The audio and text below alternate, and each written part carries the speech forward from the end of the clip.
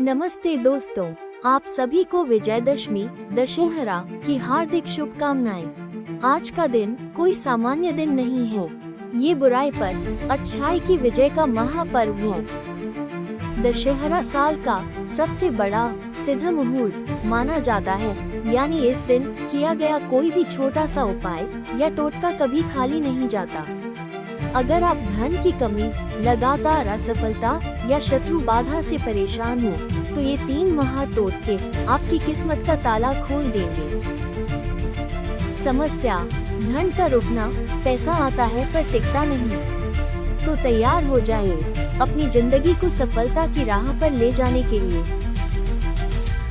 आइए जानते हैं पहले टोटके के बारे में।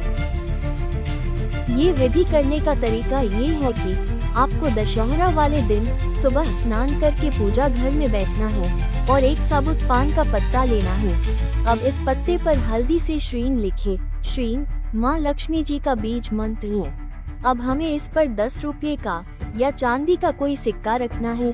सिक्का रखने के बाद इस पत्ते को दोनों तरफ से मोड़ ले और इसकी पोटली बना ले। बस यही पोटली आपको अपनी तिजोरी या जहाँ पर भी आप पैसे रखते हैं वहाँ रखना है। ध्यान रहे, ये सब आपको बिना किसी को इस बारे में बताए करना है।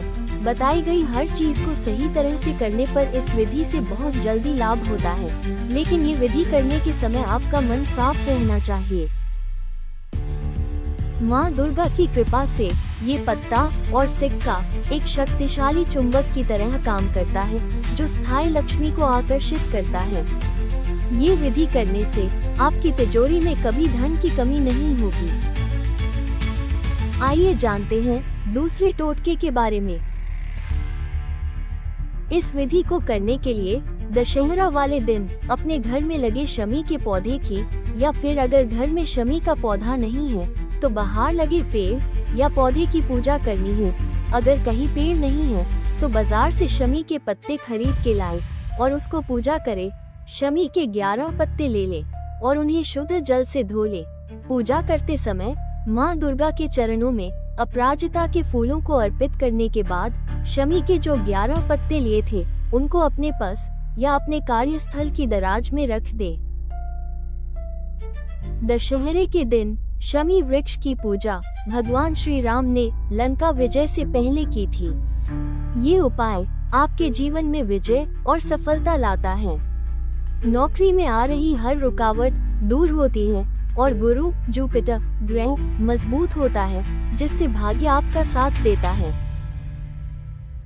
आइए जानते हैं तीसरे टोटके के बारे में।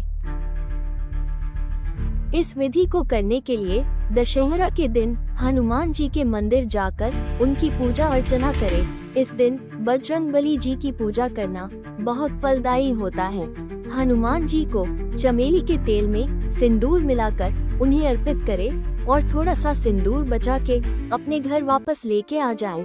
और ये सिंदूर एक कटोरी जल में मिलाकर इस जल की छींटे अपने घर के मुख्य द्वार के दोनों ओर डाल दें।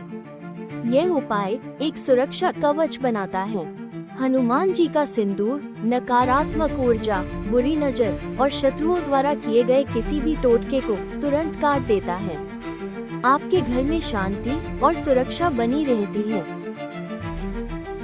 तो सारांश में ये थे दशहरा पर किए जाने वाले 3 महाटोटके, जिसमें पहला है धन के लिए पान का पत्ता और 10 रुपए का सिक्का जरूरी है। दूसरा है सफलता के लिए शमी के पत्ते और अपराजिता के फूल जरूरी हैं। और तीसरा जरूरी उपाय है सुरक्षा के लिए, जिसमें हनुमान जी का सिंदूर बहुत उपयोगी है। याद रखें, ये सभी उपाय पूरी श्रद्धा और शुद्ध मन से करें। किसी भी उपाय को करते समय किसी को बताएं नहीं।